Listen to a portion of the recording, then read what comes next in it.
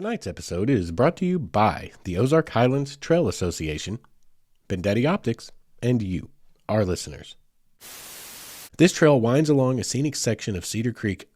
Oh, God, scratch everything I just said.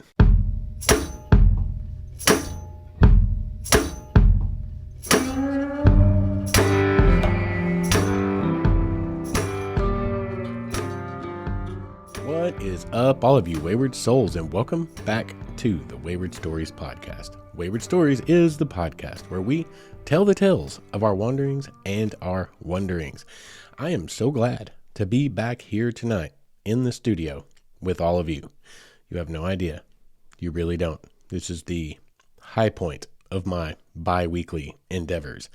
I truly, sincerely love getting together with you guys every couple of weeks and telling stories, whatever I can come up with to hopefully keep you guys entertained and informed about some of the things out there that you guys yourselves can get out and do. Because honestly, is there not, don't we all have enough crap to do all the time? We go to work 40, 50 hours a week, most of us, and then you got to go to soccer games and PTA meetings, and, life, is full of adulting things that are not nearly so fun as we might like them to be. So at least every once in a while, we can get together and we can talk about the stuff that absolutely excites our souls, gets us out, gets us off the couch, and gets us out there living our lives. As it is said, get busy living or get busy dying. I have news for you. We're all already busy dying. So let's try to get after a little bit more living. How have you guys been over the last couple of weeks? It's been pretty wild last couple of weeks. Coming back to work, I think for about everyone, it's pretty harsh coming out of the holidays, man. You come back, it's like you get a little bit of a 3-pack, man. You got Thanksgiving and you roll around it and you get a couple of weeks break, but Christmas stuff really ramps up, especially for folks who are really into it. And the holiday stuff just really gets going, 7 to 10 days before Christmas. You roll through Christmas, messes up your whole work schedule. Then you turn around, you do New Year's, and it messes up your whole work schedule all over again. And you're having all these short weeks at work. And as we all know, employers are not like, oh yes, take the day off, enjoy your long weekend. But that's what they say. However, they don't just bump everything back a day. When you come back to work, you just have, 2 or 3 days worth of work to accomplish in a single day's time. The older I get, the less I enjoy having time off of work at the holidays, because that extra work never just gets put off, does it? It just gets doubled up when you come back, and that can create for some pretty chaotic crap. So anyway, I hope you guys are all reintegrating into normal life after the holiday season, relatively smoothly. And if you did not, like mine was pretty choppy start, pretty rough couple of weeks we went through there. But it's starting to smooth out now. Things are starting to get a little bit back to normal, and I hope such is the case for you. What are we going to talk about? We got a really cool episode tonight. We're going to talk about Petit Jean State Park, and we're going to talk about it from a couple of different angles. And I'm really excited to get into this tonight. I've been sitting on this. This is one of those that I mentioned before that I've been sitting on for a couple of months because the true kind of inspiration behind it really hadn't hit. So it was just simmering on the back burner, kind of coming to full flavor. And I think I've got it figured out how I want to talk about it here tonight. Before we do that, though, and give you some life updates here, I have now officially started both of my so-called internships, so to speak, my volunteer opportunities here that are going to function as internships for me. And I have finally officially gotten eyeball deep into both of them. And I am super excited about it. The visitor center here, the Miss Laura's, that is located in a turn of the century brothel. That one's super exciting, and that one is way more research based, and that one's really cool because y'all, we're really digging some stuff up. Okay. There were some questions many scholars over the last 5 to 10 years have brought into question. The narrative being told, they're kind of looking at a step back and go, we don't really feel like the life of the working gal back in the late 19th, early 20th centuries was probably not quite the fairy tale this is being made out to be. And they have, issued some scathing theses papers. There's been some theses written and defended over this. There have been, I think, at least one dissertation written and defended over this and a couple of books. And, it's taken some heat. So the project that we're working on is trying to get the story right. Interestingly enough, they cover their tracks pretty good when you're a working girl in those days, because that was not necessarily a incredibly well looked upon profession. Wasn't considered especially noble by any means. And so like a whole lot of people had a whole lot of interest in keeping that stuff kind of under the table, so to speak, behind closed doors, perhaps is a better way to put it.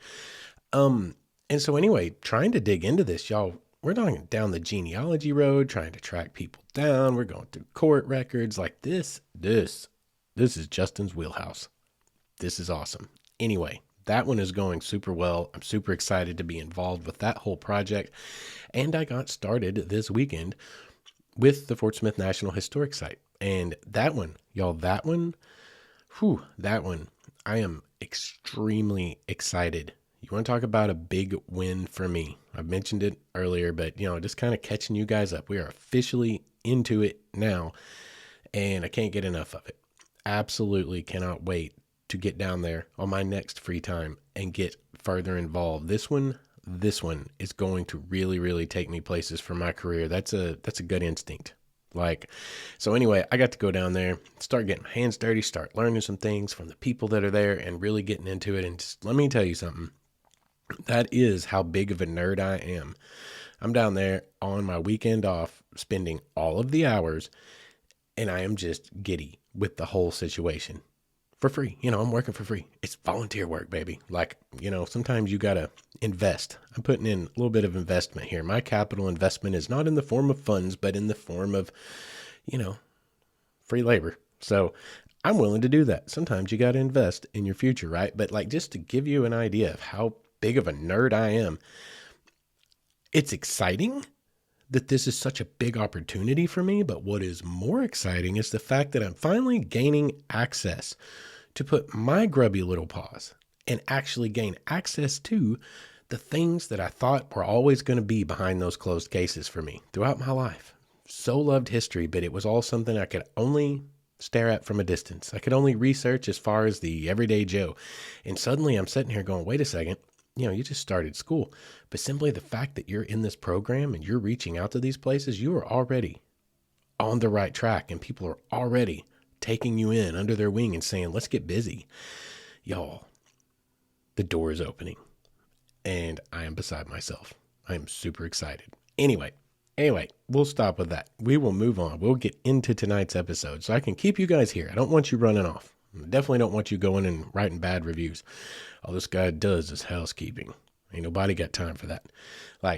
We prefer good reviews. And if you have a criticism, by all means, send me an email at mywaywardstory@gmail.com. I would much rather work it out with you as adults in a platform where you don't scathingly destroy me in the open. So, maybe other people just kind of pass us by.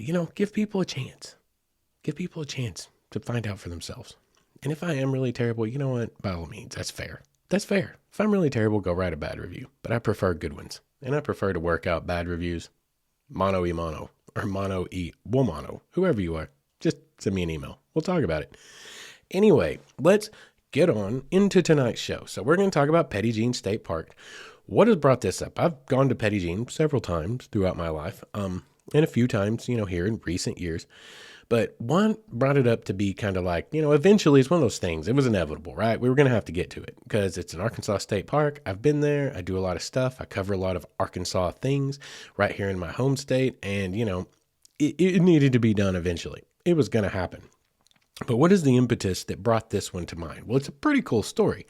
And I'm glad that I have the opportunity to tell it to you because hopefully, I can use it as a teaching aid or maybe just to, hey, look, here's how I'm doing a thing.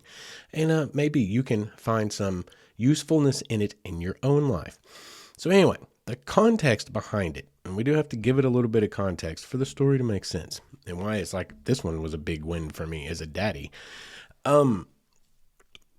Everyone's children, all children that have to live through a divorce are going to internalize that trauma in different ways. And they are all going to be traumatized. Do not kid yourself. My child is very intelligent and well-adjusted and they're going to be just fine. They might just they might be just fine, but it's going to be trauma for them. No matter how you do it, it's always going to happen, because that's a big dang deal. Speaking as a person that lived through it myself from both ends, as a child and now as an adult. But for my child, she and I were very, very, very close. Like, I mean, I raised this kid, right? I did my work after hours. My ex-wife went to work all day, with the school system or whatever. And I did my work at night because I own my own business, right? So like 8 hours a day, nine and a half hours a day, you know, I was mom. Like, my child and I have a very, very strong bond. And that kind of got torn asunder against our wills, right? And it affected my child like extremely significantly. And the way that it manifests in her, that I've discovered over these last 5 years, is, and it took a while to figure this out, but she didn't ever want to leave the house. Like, we get her on the weekend, I'd be like, let's go do a thing. Let's get out and have some fun. You know, she didn't want to do that. Okay. And it was frustrating, but you know, I understood as a person, a child that came from a broken family. I understood something was going on with her, and I wasn't about to force her. So I tried to work around it and slowly introduce her to little things. And, you know, I managed to start making it by in the summers. I could get her to the water park. You know, you can always get a kid to the water park, but summers they only last so long. You only get what? A 4 to 5 months out of the year, 4 to 5 months out of the year. And then, you know, what else are you going to do? She has a little friend she likes to go see, but they live very busy lives. We don't get over there hardly at all anymore because they're so busy. So it's like, I have to get this child out of the house. So I tried to take her on adventures, because you know me. You're thinking, yeah, Justin, why didn't you just take her on adventures? Well, I tried, y'all. I tried. And she wasn't having it. It just wasn't for her. Made my little daddy heart sad for a long time, because I was like, I really hope this child become somebody who loves the outdoors like I do, because I would love to go on adventures with her, right? And she just was not having it. And so I was just kind of sad about it and just kept hoping maybe the day would come. Because one of my hard and fast rules, and this is something I learned from my childhood, you know, I set a bunch of rules when I became a father. These are things I am not going to do to my child. And one of those things was, you know, I'm not going to make her do stuff she don't want to do. Like, I hope she does this. I hope she does that. I hope she becomes whatever. I hope a lot of things, but I'm not going to make her do any of them. You know what I mean? I hope, what I really hope, more than my own hopes, my biggest hope, is that, you know, she becomes whoever she's going to become. You know, not influenced by, oh, I need to make daddy happy. I need to make mommy happy. I need to make whoever happy. No. You just need to make yourself happy, girl. And that's my biggest goal. But of course, there are things I hope she gets into, because I would just love to be a part of them, right? And one of those is exploring. So anyway, that didn't happen for a long time. But anyway, come 2 months ago, roughly, I was reading to her one night, and before she went to sleep, you know, we were reading together or whatever, and she kind of just out of nowhere, she goes, Daddy, have you ever seen Native American rock art?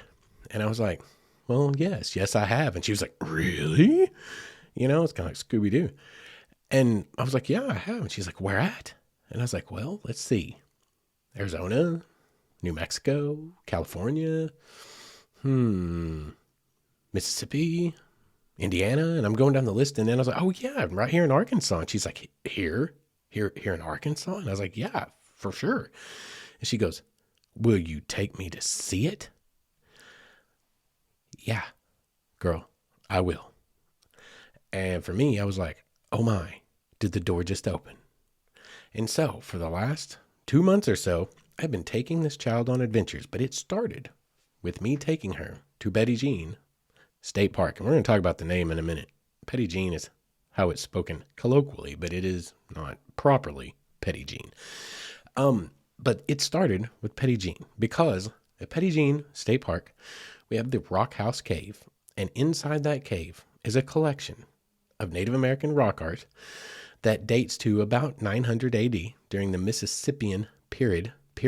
It's some really cool stuff, y'all. There's rock art of fish, like paddlefish, and possibly fish baskets, which they use to catch the paddlefish. And we got some figures of human looking or anthropomorphic figures that may be humans wearing headdresses, or maybe they revered them as gods. Who knows? We don't know. This little rock house cave up there on Petit Jean has got one of the biggest collections of, well, not biggest. Okay. It's got one of the most concentrated collections of Native American rock art in the state of Arkansas. And Arkansas's got quite a bit, but there's a big concentration up there on Petit Jean Mountain. And that was the door, the inroad. So I'm going to tell you real quickly about my little adventure to take her there. And then the way we're going to break this episode up, I'm going to tell you about that adventure, because it was kind of super awesome. I thought it was going south at one point. You'll find out. But I'm going to tell you about that adventure before we go to break here in a little while. And then after, I'm just going to kind of break down the park and use experiences I've had before, plus some information from the website to give you a good broad overview of the entire picture. Because Petit Jean State Park is a great place to get out and explore, a great place to take your family if you're here in the state of Arkansas. And honestly, it's a pretty darn good place to make a destination for you if you're somewhere in the region. If you're in Missouri, Tennessee, you know what? You could have a good long weekend driving up and hitting Petit Jean and spending the weekend there. There's more than enough trails. There's more than enough activities. There are more than enough things in a very beautiful setting to keep you and your family busy for several days, quite honestly. But so I get this all put together. I'm going to take this child on an adventure because I've got an inroad, right? She wants to go on an adventure. So I went and I bought her a little backpack.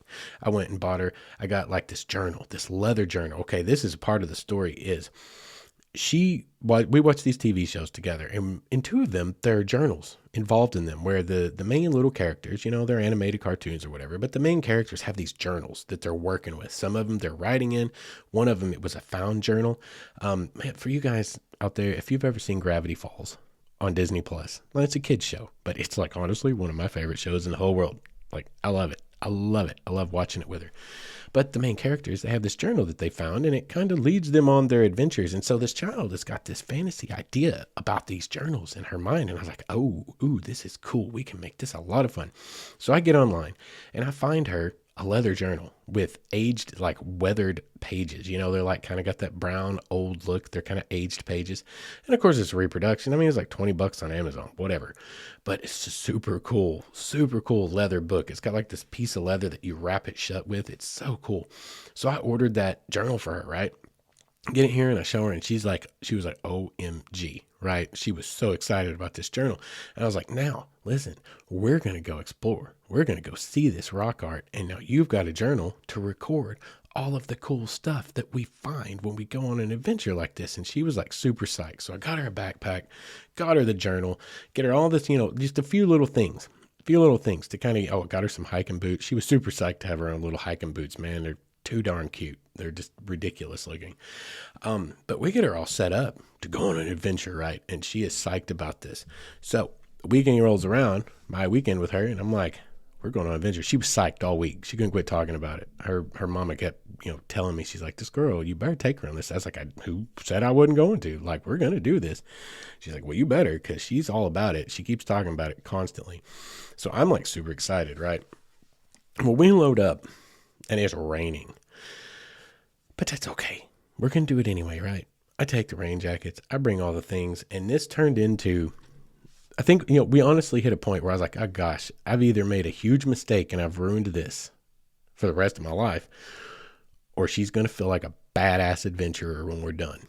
And I'm really hoping that we get badass adventurer because I want my daughter to grow up to be a badass, right? So we get out there. It's raining.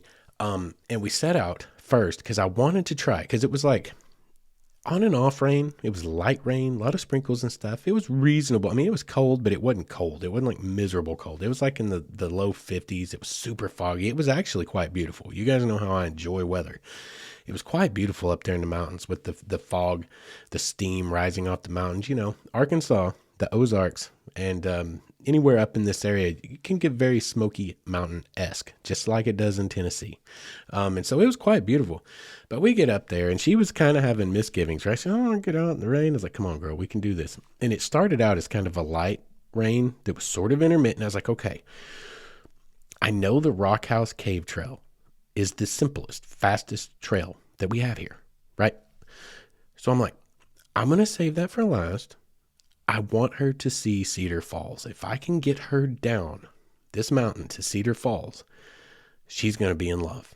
Like, it's awesome, guys. Cedar Falls on Petit Jean Mountain, it's like 70 feet. I've seen some places that say it's like 90 feet, but I think the more legitimate is about 70 foot sheer drop fall. And when it's flowing, it's broad and it's big. Okay. And it's amazing to watch. I've got some really cool pictures of it. But I was like, I want to get her down there to this waterfall. So we're going to try this first. So we start going down and we're making our way, right? She's a little tentative. She's not real sure about what it is that she wants to do. She's kind of a little bit scared of everything right now for whatever reason. You know, she's worried about snakes. I'm like, no, it's too cold for snakes. They're all sleeping, man. They're all taking a nap. Don't worry about them. And then she's worried about bears, and then she's worried about wolves. I'm like, no, we're good. We're good, girl. We're good. So trying to get her down. It's super slick, lots of rocks. It is a moderate trail. Like we did it foot at a time, some of the time. You know, I was real protective daddy bear because I was like, gosh, there's a place she'd get hurt pretty bad if she fell, you know, and it's wet. So we were one stepping it, holding her hand. I got her a hiking pole, you know, and we get down there and it just starts steady rain. I don't want to say it was a downpour because it wasn't, but it became a much heavier, steady rain that did not stop for the rest of like 3 days. So it got pretty miserable by the time we got to the bottom of that valley. Not real pleased with it. And I was just like, and she was ready to give up. She was getting over it. And I kept pushing her. I did push her a little bit because I was like, listen, girl, we have made the hardest part of this trip. It is all flat now. Like we're just walking along the creek bed now for just a little ways, just right up there. We can do this. And she's like, yeah, but I don't want to. And I'm like, okay, but just a little bit more, just a little bit more. And I did push her a little bit. I was like, come on, we're so far. You're going to really be happy if you do this. You're going to feel like you really accomplished something. You know what I mean? And I was ready to go ahead and give up and go back up. I was prepared to, because like I said, I'm not going to push her to do anything she doesn't want to do. I was like, I'm going to be real timid with this. I'm going to be real careful and, pushed her just a little bit. We made it a little bit farther and then it really started pouring and here comes some hikers passing us and they come up and they're like, hey, how are you guys? Oh, we're good. We're good.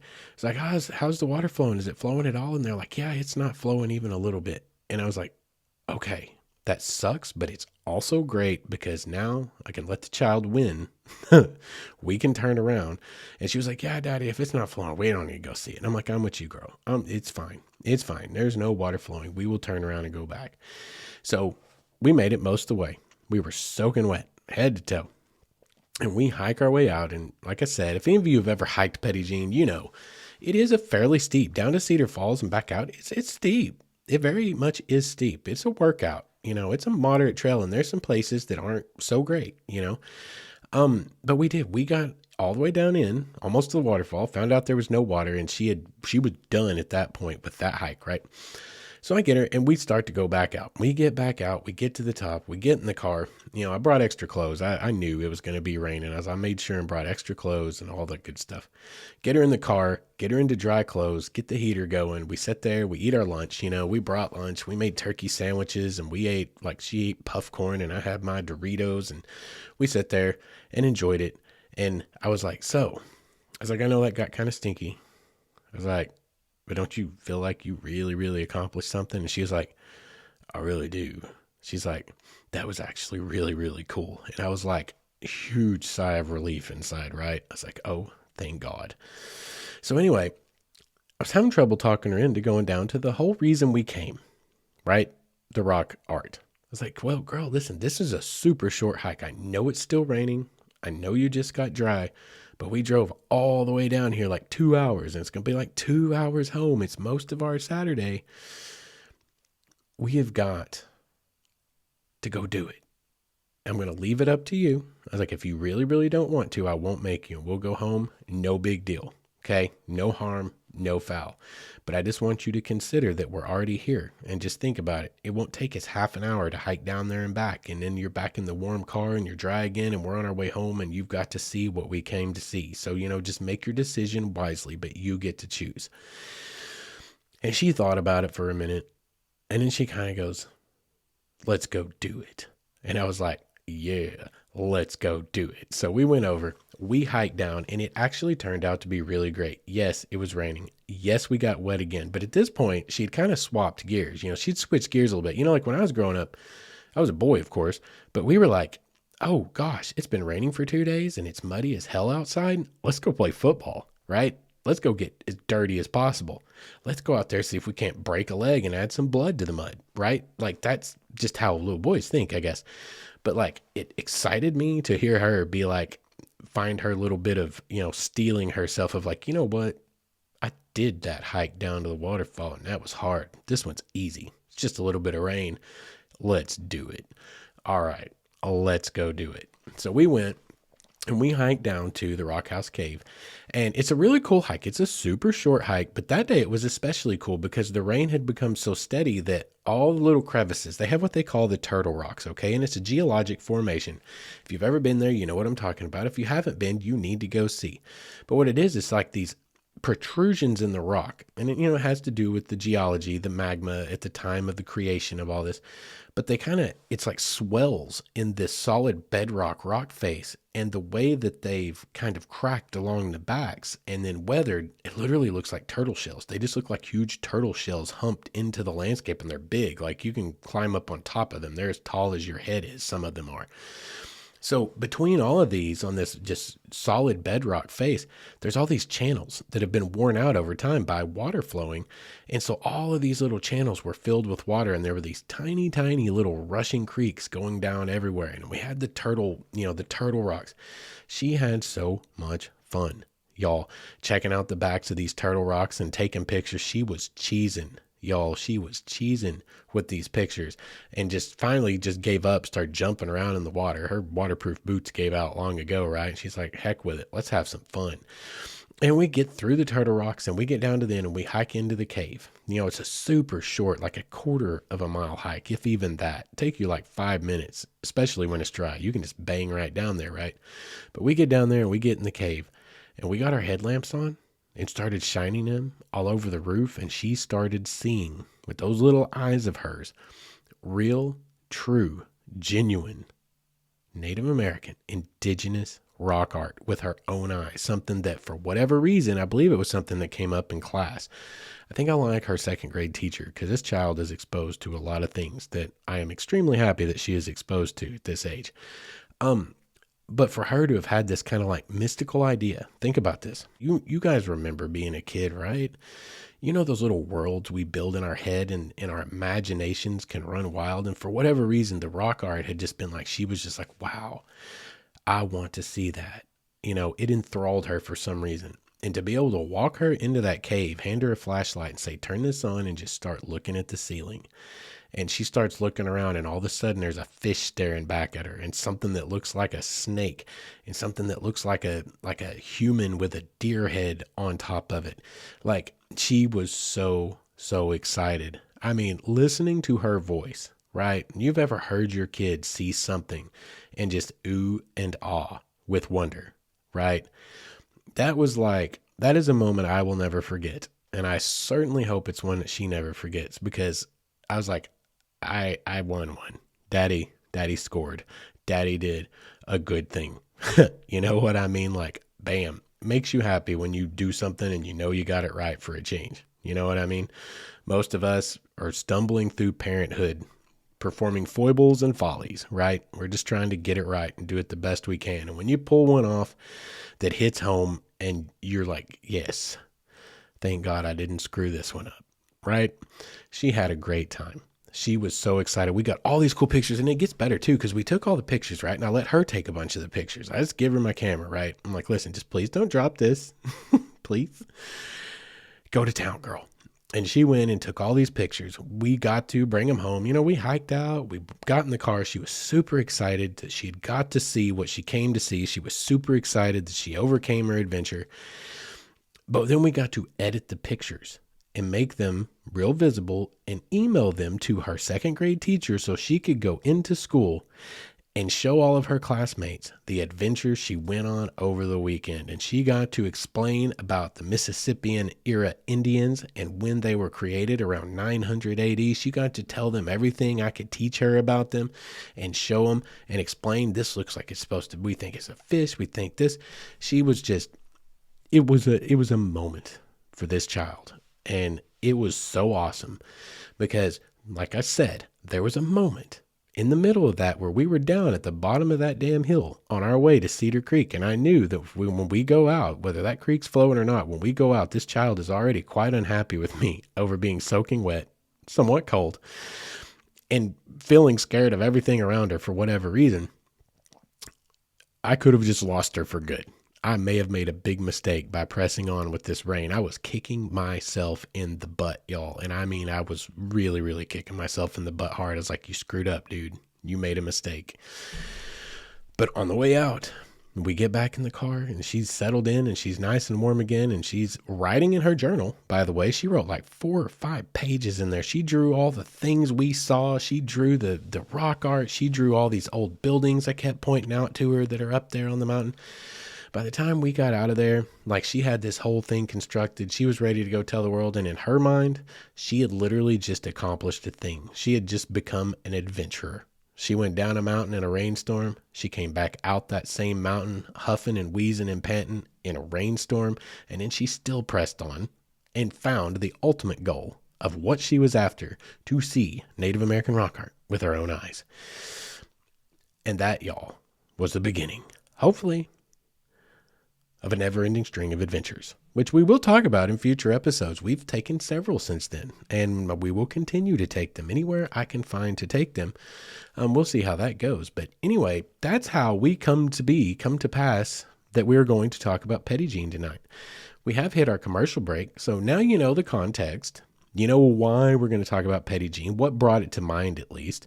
You got a really cool story. Yeah, I hope that you enjoyed that story, and I hope it gave you some ideas about your kids, man. Like, it's a thing. This is this thing I learned, because I tried to take her out before, and she wasn't having it. Maybe she just wasn't ready yet.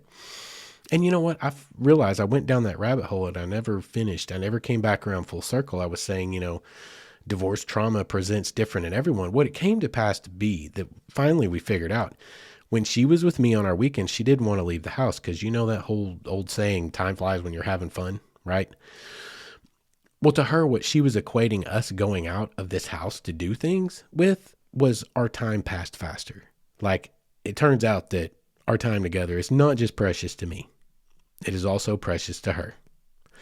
And us leaving made the time pass faster in her mind, and that's not what she wanted. She just wanted to sit here and play games and watch TV together and read together, and that was why she never wanted to leave the house. That's what it came to understand. And that's I wanted to point that out because, keep an eye out, man. Just watch your kids. If you've had to go through a divorce for whatever reason, it doesn't matter. Just keep your eyes on them. You will see the signs of what it is and how they're internalizing things, and it'll give you an idea possibly of how to maybe help them deal with it better. I think that's a good way to put it. But we finally reached this point that the door opened because something struck her attention. And I was able to say, I know where we can go do that. And we have now started, hopefully, making a new tradition. And it's super exciting because now she feels like a little adventurer, which she is. And she's super excited to go and learn about all of these things out there in the world. So if you will keep your eyes open, like I said, couldn't get her out of the house forever because when I tried to take her, she just wasn't about just taking a hike, which is fine. Because you know what? I'll be honest with you guys. This is a story about getting outdoors, right?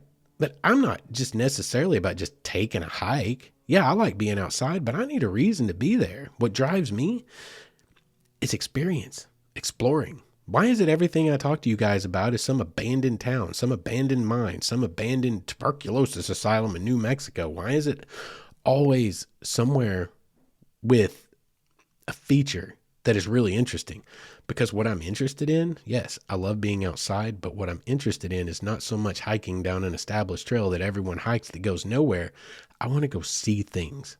I want to go find history. I want to go find evidence of anything out there. You go because you want to explore. And that's what she wanted, was to explore. And just hiking around a trail wasn't necessarily her bag. But when it came to the fact that if I go hiking, I can go and see things that I couldn't otherwise see, that's what caught her attention. So I tell you all this story just to bring to mind it. Look, if you want to get your kids outside, maybe they're not going to be into exactly what you are, but maybe you can find something that is interesting to them out there. Or maybe it's just the angle. Like, I didn't realize she just wanted to do the kind of stuff Daddy did. I just was trying to get her outside to break her into it, right? Let's just go hike this little trail. Let's go hike this little trail. Well, I wasn't doing it for her. I just didn't realize what she wanted was to do what I'm already doing. Let's go see some freaking awesome stuff. And so anyway, tell you the whole story just to give you an idea, man. Think about it. Think about how ways to engage your children. Meet them on their terms. Because I'm going to tell you something. It doesn't take a perfect parent to be a good parent. What it takes to be a good parent is to be an engaged parent. Be a part of their dang lives. Do stuff with them. That's what's important. That's what I'm learning, at least. Anyway, we have rolled on past the commercial break now, so let's get on to our commercial break. When we come back, we will talk about all of the trails. We will describe them. I'll tell you the story of Petit Jean Mountain. Well, a couple of the different ways it may have been named. There's a very romantic legend associated with it. And we'll just kind of just lay it out for you guys. We'll give you guys a little bit of an abstract of what it's like to go visit Petit Jean Mountain, but we'll do that after the break. What is up, all of you Wayward Souls? I want to tell you guys about our newest sponsor, Vendetti Optics, a brand based right here in the good old US of A, Portland, Oregon, to be exact. And I bought my first pair of Vendetti sunglasses about 1.5 years ago and fell in love with them, so much so that I got online and ordered a couple of more pair. And when I did, there was a small shipping snafu, an order fulfillment snafu, and I got on the phone, gave them a call, and guess what? I get a call back from who? One of the big men themselves, right there in Portland, from the top of the chain.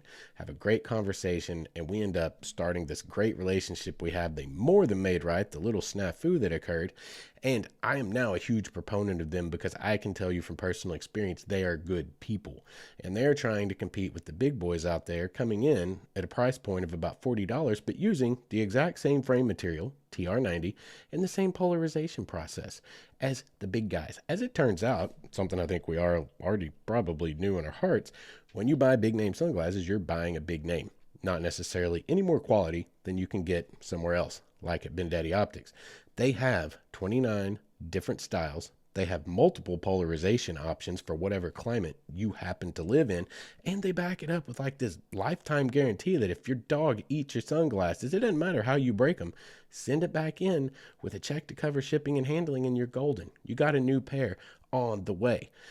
These guys are truly trying to do it right, and they have this philosophy that a really good pair of sunglasses should not cost you so much that you are afraid to wear them. And I think all of us outdoorsmen can relate to that. So if you guys, like me, are very practical and like to get more bang for your buck and wear some great looking sunglasses, check out BendettiOptics.com. That's BendeTi optics.com, or you can go over to Instagram /BendettiOptics. And that I highly suggest, whether you buy a pair or not, just to check out the cutest pupper you'll ever see modeling sunglasses. Once again, that's BendettiOptics.com, and make sure and let them know Wayward Stories sent you. And welcome back. Thank you guys for sticking around through the commercial break. Well, let's get right back into it. First and foremost, Petit Jean State Park. It is an Arkansas state park. Let's just give you kind of the broad overview.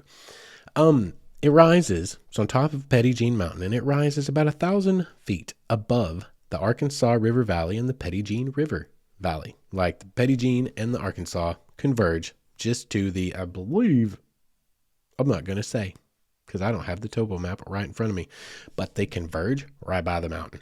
Let's just leave it at that.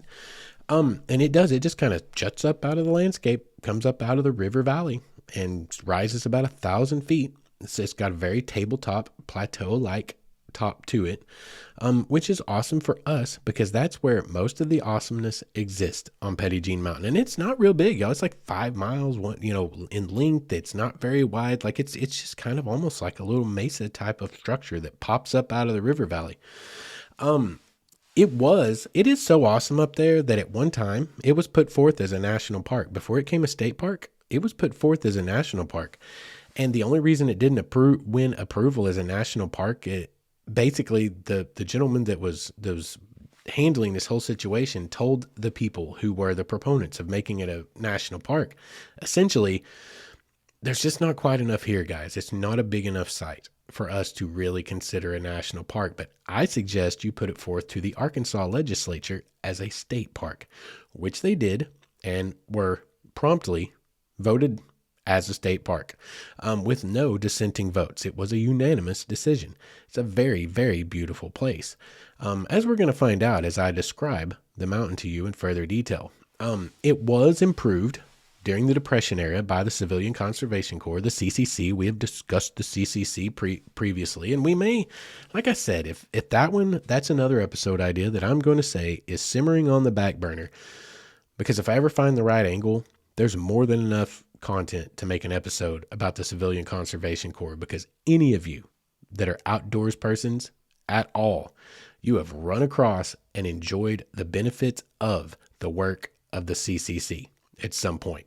All over this stinking country, the Civilian Conservation Corps made incredible lakes and lodges and hiking trails and bridges, like so many of the places that we all love to go. And a lot of them end up being state parks, and in state parks. The CCC did some amazing stuff, and they did a lot of great work on Petit Jean Mountain. They actually built the Mather Lodge, when, to my understanding, it is the only lodge in Arkansas that was built by the CCC, at least still standing. And Mather Lodge is awesome. We're going to talk about that a little bit later too. Mather Lodge is a really neat place. But what is the story? Why is it called Petit Jean? Like, any of you out there, well, if you saw the episode title, you saw Petitjean, and you're probably thinking, yo, that's French, bro. That's not Jean, and it's not Petty. I get it. It sounds like the colloquial way of pronouncing it here is Pettyj, Gene, Petit Jean. That's how people pronounce it. But yes, you're correct. It is French, and it is more properly pronounced as Petit Jean. And yeah, that's just how we do things in the South. Well, I say that. Y'all remember, we talked about St. Louis. It's the Midwest, and they don't pronounce any of their French names right either. So it's not just here. That's just, it's just a thing. But it is named Petit Jean. And you're like, why is there a French name of a place in Arkansas? Well, we had French explorers as well as Spanish explorers, as a matter of fact, that came through Arkansas and the Oklahoma area, all the South, back in the 15 and 1600s. Absolutely. But this one in particular, nobody is certain why it's named Petit Jean. However, there is a very romantic story of how it gained that name, that moniker. And I'm going to read you that story, but then I'm also going to tell you two alternate versions of how it possibly got that name. And we'll leave it to you to decide what you think is the most likely way that it got its name.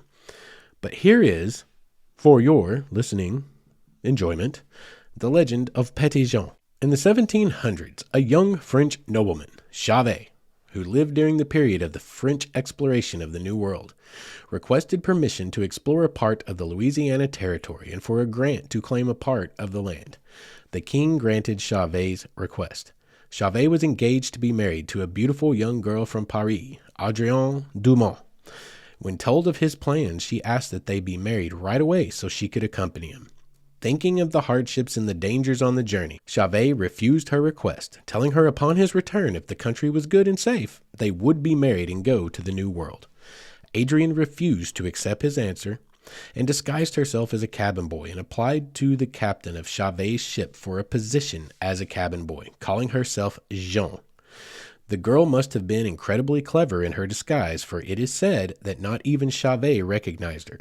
The sailors called her Petit Jean, which is French for Little John. Obviously, she was quite petite for a boy at the time.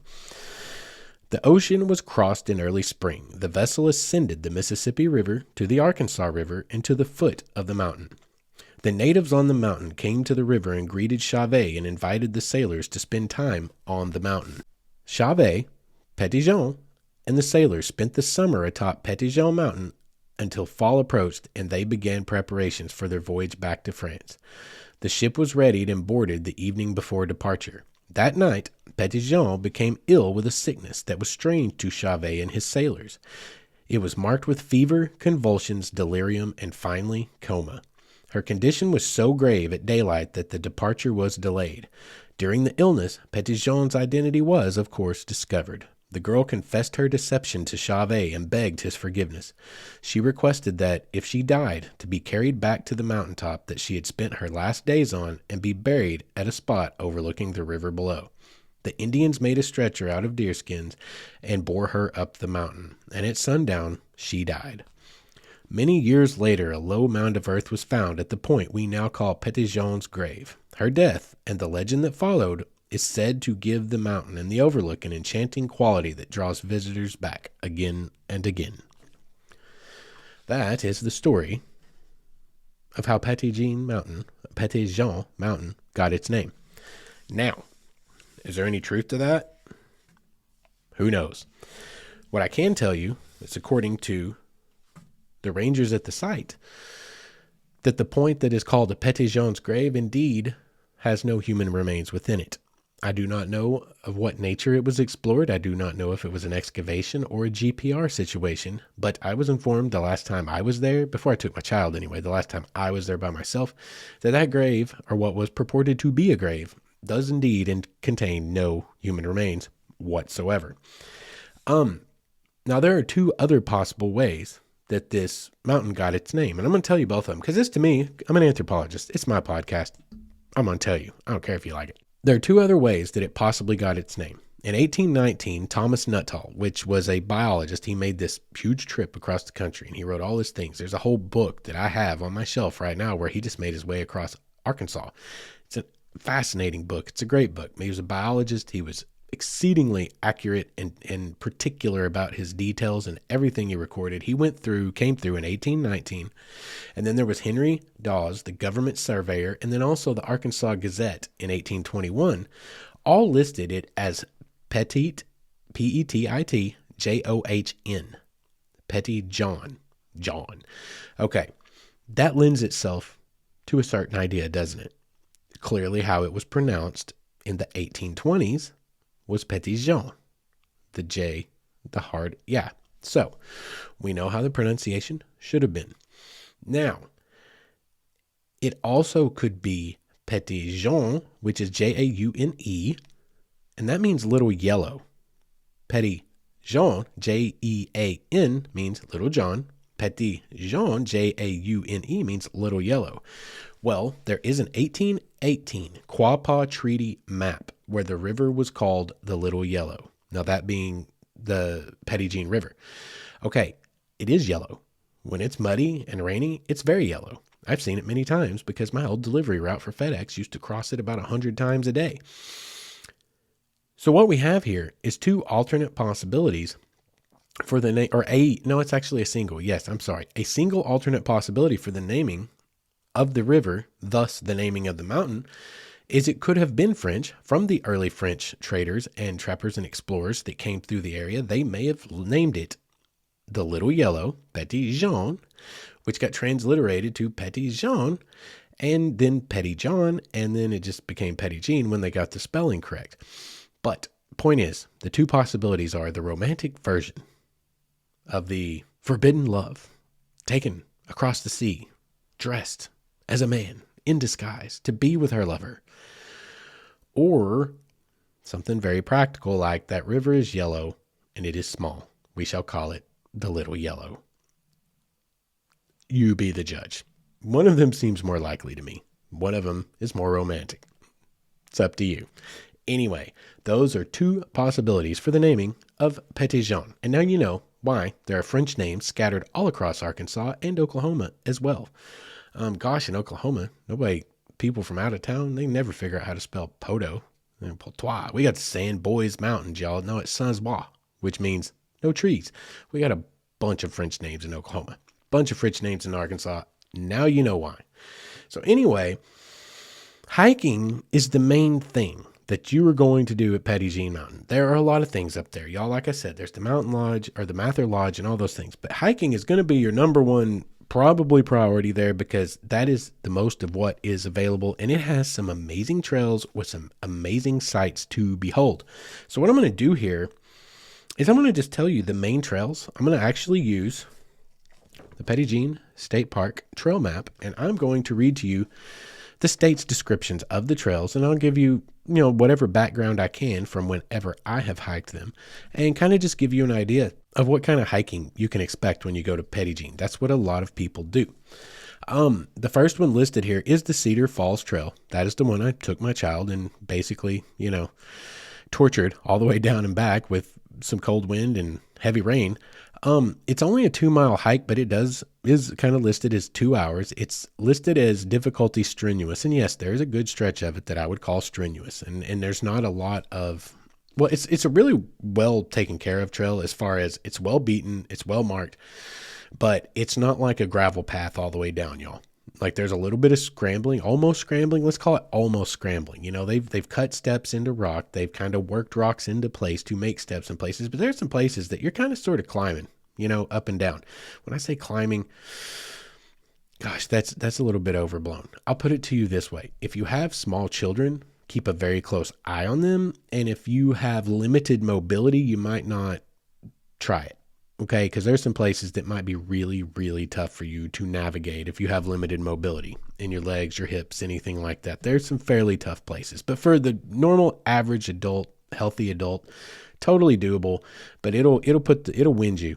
Like, it'll wind you coming back out. It's a pretty good ascension to come out of that mountain. It's a pretty good climb. So here is the description of the Cedar Falls Trail, according to the Arkansas State Parks. The most popular hiking trail at Petit Jean descends deep into Cedar Creek Canyon. Only those in good shape should attempt this hike. Wear shoes or boots which provide ankle support and a firm grip. The first half mile descends more than 200 feet down steps cut from rock by the Civilian Conservation Corps more than 60 years ago. The trail follows beautiful Cedar Creek another half mile to the climax of the hike, Cedar Falls, one of the state's most spectacular sights. Cedar Falls cascades more than 90 feet to the canyon floor. Cedar Creek Canyon was added to the Register of Arkansas Natural Areas in 1977. So here we have the state park saying 90 feet. On the web, you will find places that say 70 feet. So I couldn't tell you because I didn't pull out a topo map to decide for myself because I don't really care. It doesn't matter. It's a spectacular waterfall. It is awesome to look at. And if you catch it late in the day, you will get shadows coming across that, and especially a cloudy day, of course, for long exposure. But if it's not cloudy, if you'll go late enough in the day or early in the morning, you can absolutely catch some awesome long exposure, especially when it's running really well. That dude roars. It's big, it's wide, coming off that 90 or 70 foot drop, and it is a sight to behold. And that said, I mean, Cedar Creek itself, the hike down is awesome, but hiking along Cedar Creek is also super awesome. Cedar Creek Trail itself goes alongside the creek, the water, and all the pools. There's giant, like, freaking house-sized boulders in some places that have fallen from the mountain above and are out in the middle of the creek or on the sides, and you're hiking around them. It's a really, really awesome hike, and it's a good exercise. Like I said, you need to be in pretty decent condition. This actually backed up what I was kind of organically telling you based on my experience. If you have limited mobility, you're going to have a tough time. If you have small children, just be very, very careful and keep your eye on them. And, other than that, it's gravy. You can make it, and it's totally worth the hike. And I suggest going early in the morning, as with most places in Arkansas, because it gets really busy. The later you get into the morning into the afternoon, it gets so busy that you might not get a single picture that doesn't have a human being somewhere in it. They get all crawling around up underneath the waterfall and all around it. People be wading out in the water, though I don't think they're supposed to. It becomes a whole thing. One of the times I was down there, it was just literally people everywhere, and it was nearly impossible to get a good picture. So if you want good pictures or you want the solitude, go early in the morning. Late in the day, there'll still be a lot of people down there, though it will start to thin out because people start thinking, I don't want to hike in the dark. The longer you stay, the less people will be there. The earlier you go, the, again, less number of people that will be there to get in your way. But anyway, awesome trail altogether. Now, let's talk about the Seven Hollows Trail. The Seven Hollows Trail is a big one. Okay, there's a lot to the Seven Hollows Trail. It's not really super, super long, so to speak, but you see a lot on this trail. There are plenty of places to explore. You can spend all afternoon. You can spend the better part of your day out there if you're really into photography, really into exploring. There's a lot to see. So, according to Arkansas State Park, Seven Hollows Trail's length is 4.5 miles. Takes, according to them, 4 hours to complete. To Natural Bridge, it is only 1.3 miles. To the Grotto, it is only 2.25 miles. Because see, there's some destinations along this that you could just go in and out to, and it'd make it for a shorter hike for you. Let's see. Trail difficulty is moderate to strenuous, and it can be that. Now, see some of the most diverse lands of Petit Jean State Park. Explore lush moss and fern understory of the hardwood forest. Immense rock formations created by centuries of erosion. Large rock glades in the starkness of the rock fields supporting near desert-like conditions. Track your progress on this 4.5 mile trek by using this trail map. Markers can be seen about every half mile. Markers start with an A and go alphabetically to J. Some of these markers are special places to take note of while hiking on this rugged trail through 4 of the 7 hollows. Marker C sits at the foot of the Natural Bridge. 2.5 miles into the trail, you'll find marker F where you can take a short side trail to see the Grotto. The last marker, J, is where the wild hog crossing intersects with the trail. Allow plenty of time for this hike as there is much to see and explore. Yes, there is, y'all. Yes, there is. Most notable, 3 things that I will point out to me from having hiked it several times. The most notable things I can say are this. The grotto, to me, is one of the best, most worthy things to go down there and see, because a grotto is a grotto is a grotto, right? You ever seen a grotto? You ever been to Pam's Grotto? You Arkansans, my fellow Arkansans out there, you've been to Pam's Grotto, right? Amazing, right? Well, the grotto on the Seven Hollows Trail is a very, very neat hollow to explore. Or not hollow, grotto to explore. It is a really, really cool place. It's gorgeous. It is great for photos. It's just a little hike off the trail, just a little sidetrack, and you need to go explore that. If you live in my state and you've not been to see the grotto, the Seven Hollows Trail, you need to. You're missing out. Don't skip it when you go hike down here. Don't just skip across it. The other is the Natural Bridge, which is just a big rock arch, and it is an impressive one. It's hard to get a good, clear picture of it. I have one that I'm pretty happy with, but it's hard to get a good, clear picture of it because, number one, there are a lot of trees that grow all around it. You know, it's not like out in Arches National Park or the Desert Southwest where you just got, nothing on the landscape and then these awesome arches. This one is kind of tucked up in there. It's in a mountain, in a hollow, as we like to call them in Arkansas, or a draw in other places, or a canyon in other places. It's kind of tucked up in there. There are trees all around it. There are a few angles that you can get a fairly clear picture of it. But there's that to consider, and also people, because you can come in from one way and it's a pretty quick hike in and out, and it's very popular because it's a big stone arch. Very cool to see though, something that you need to go check out. The third thing I'm going to say about this trail is just the trail itself overall. You traverse multiple landscapes in this short 4.5 miles, right? 4.5 miles, 4 hours. There are multiple landscapes in here. It mentioned arid-like conditions, almost desert-like conditions in one place. In another place, you feel like you're kind of almost up in Colorado in the Rockies in certain places at low elevations with the way the pine trees are growing. In other places, you're walking along bluff edges with all these really awesome rock formations looking down into the valley below, into the hollow below.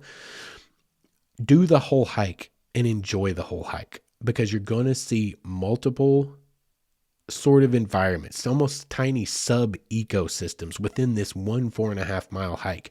So much to see down the Seven Hollows Trail, y'all. So much to see.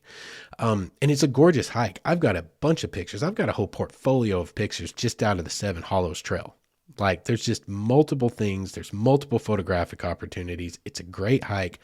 One not to miss. If you go to Petit Jean, Cedar Creek Trail or Cedar Falls Trail that we just mentioned in the Seven Hollows, those two, top of the list. No matter what, make sure you make those 2 hikes if you come down here to Arkansas and you come to Petit Jean. Make those 2 for sure.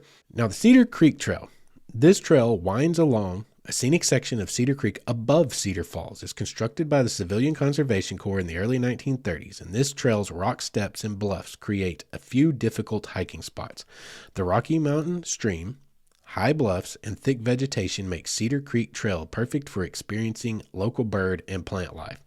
It's just 1.25 miles, and it's just a pretty neat little trail. It's a nice, simple, little moderate difficulty trail.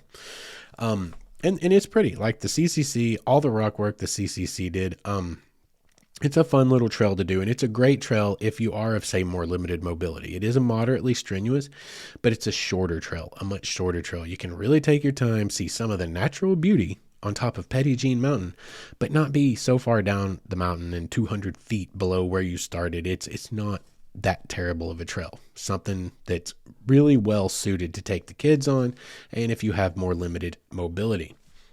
Now, let's talk about the Canyon Trail. This one is a length of 1 mile. And it is 2 miles if you're backtracking to Cedar Falls Trail. This is down at the bottom of the Cedar Falls Trail once you cross the bridge, and it splits and goes the opposite direction. So, After crossing the bridge on the Cedar Falls Trail, turn left, west, and begin this beautiful hike into Cedar Creek Canyon. The trail follows Cedar Creek's many small, splashing waterfalls and deep emerald pools. Boxcar-sized boulders have tumbled downhill and partially blocked the creek's path in some places. You pass huge, mature sycamore and pine trees. This canyon trail joins the Boy Scout Trail near a long pool named Blue Hole. From the trail's end, you may backtrack to Cedar Falls Trail. Please note that you must travel a half mile to get to the canyon trail. So for a there and back trip between Blue Hole and Mather Lodge, add 1 mile. To loop back to Mather Lodge on the Boy Scout Trail via the Seven Hollows Trail and Bear Cave Trail, add 2+ miles. If you take the canyon trail, you have some options that you can work to get back to other places that you would like to see. That's something for you to research yourself, because that would be complicated to explain in podcast format without graphics.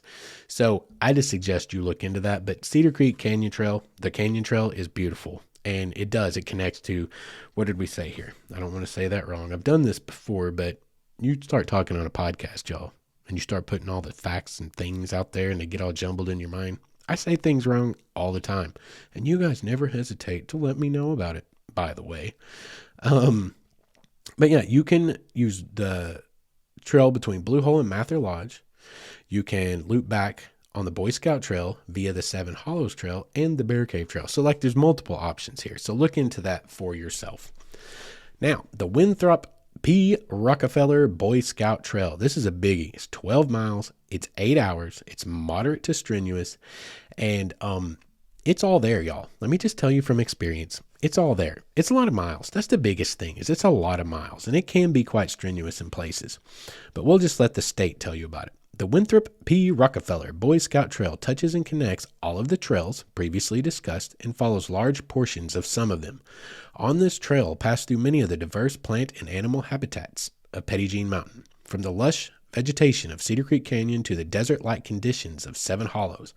All are represented on this trail. The trail is long and difficult. Be sure you are prepared with food, water, appropriate shoes and clothing, and first aid. Start this hike in the early morning so you can safely enjoy this all-day walk. Please sign in at the visitor center before making this hike. Important point there. Please sign in at the visitor center before making this hike. They want to know you're down there. You guys, we've talked about this before in all the different search and rescue episodes. I don't know how many times it's come up. Make sure people know where you are and when you intend to return. It's a long enough hike, y'all, and it can get hot up on those mountains, especially in the summer. And you get on some of those granite bluff faces and limestone faces where they're absorbing all that heat and it's reflecting it back on you. Y'all, up in the mountains, it can get pretty darn hot. Okay, so they're just being overly cautious. Make sure and sign in before you make the hike. It is a beautiful hike, by the way. Like it says, it covers, you use the trails of some of the other trails that I've already described, but if you put it all together into this huge loop, it is a 12-mile hike, which they say allocate 8 hours for, and it's all there. It's a great hike, though, y'all. I totally recommend doing it. I've done it before, and perhaps someday I shall do it again, and I highly recommend it. Petit Jean Mountain. It's just a beautiful, beautiful ecosystem. It is a beautiful landscape. And the more time you can spend in it, the more you can truly appreciate it. It really is an awesome place. Now, let's talk about the Rock House Cave Trail. It's only a quarter of a mile, half hour. Already described it in the first half of the episode, so I'm not going to do it again. But it's got the turtle rocks, which are absolutely amazing. It's got the pictographs, the Native American rock art, and it is a super duper easy hike. Everyone should do it. And what I'm going to do here, instead of describing it to you again, I'm going to tell you just a really quick story that had something of an impact on me. Something of, I don't want to go full on profound, but at the time it was pretty profound. Some 3 years ago, when I was at Petit Jean, this was in the early days, the first year or two after my divorce, where I was still really in some horrible times and some horrible places, struggling through all that ugly stuff, right? And I went down to Petit Jean, and I spent the weekend there in my little one-man Eureka Solitaire tent because I got there late, right? And all the good camp spots were taken, so I had to go in the overflow, and I couldn't use my hammock because there's no trees in the overflow, right? So I go down there, and I stay, and I'm just doing all the things exploring. So I go down, I check out the Rock House Cave Trail. I bantered back and forth with the archaeologists that were on staff that were down there that day. We talked about the era. We talked about the culture, who made these, this, that, whatnot. And so after we finish the hike, I go up, and I'm sitting in the back of my Xterra, God rest her soul, And I was eating my lunch and just kind of chilling in the sunlight and just having a nice little break. And here comes an older lady, and she was larger, and she was struggling along with her husband, who was also much older. Like, as we're talking into the late 60s here. I think she told me she was 67, if I recall correctly. And so we just started talking because they needed to stop for a second and breathe. And I was sitting there eating my lunch. I offered them some food, something to drink, whatever. And we just started talking. Come to find out, they're from Minnesota. And she started telling me that just 3 weeks before, she had been recovering from a total hip replacement. Okay? Just 3 weeks before, she was still recovering from a total hip replacement. And the reason they were in Arkansas is because she had decided when she was having that hip replacement and in her recovery time, which had just been a few weeks before that. Like, I mean, she had hip replacement surgery. Like, I want to say it was 3 weeks before I met her, but that seems unbelievable to me now, 3 years later. And I don't remember her exact words. That's what I remember, but it's hard for me to believe. But I remember at the time my jaw hit the freaking asphalt in the parking lot, the gravel in the parking lot. I was like, how long ago you had a total hip replacement and you just hiked down there and back? Again, easy hike, but y'all, there's still elevation. It's still an elevation gain. It's still not like just can you imagine walking after 3 weeks after a total hip replacement? Anyway, 3 weeks from sometime had just been a hip replacement, and she was there way too soon, in my humble opinion. And I was like, holy cow. So what are you guys doing? And she was like, I decided after that I'd spent too many years dying, and I don't want to die without having lived. And so we left Minnesota a couple of weeks ago, and I'm hiking my way through this country. And that is exactly what she was doing. They were traveling from place to place to place and seeing these great United States of ours, this wonderful continent that we live on, North America. It really, truly is a vast, expansive, amazing place. And she was hiking anywhere and everywhere she could find to hike to build herself back up after a hip replacement surgery. Okay?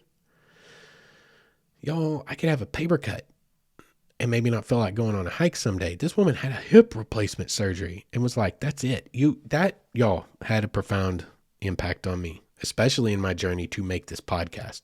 That's a true statement. Because I was like struggling with, I knew I wanted to do a thing, but I couldn't quite decide how. I didn't know the angle. I didn't know what I was going to do. But that was one of those moments that was one of those kind of stepping stones, one of those kicks in the ass that I needed. One of those little fires lit, match lit and dropped down my basketball shorts.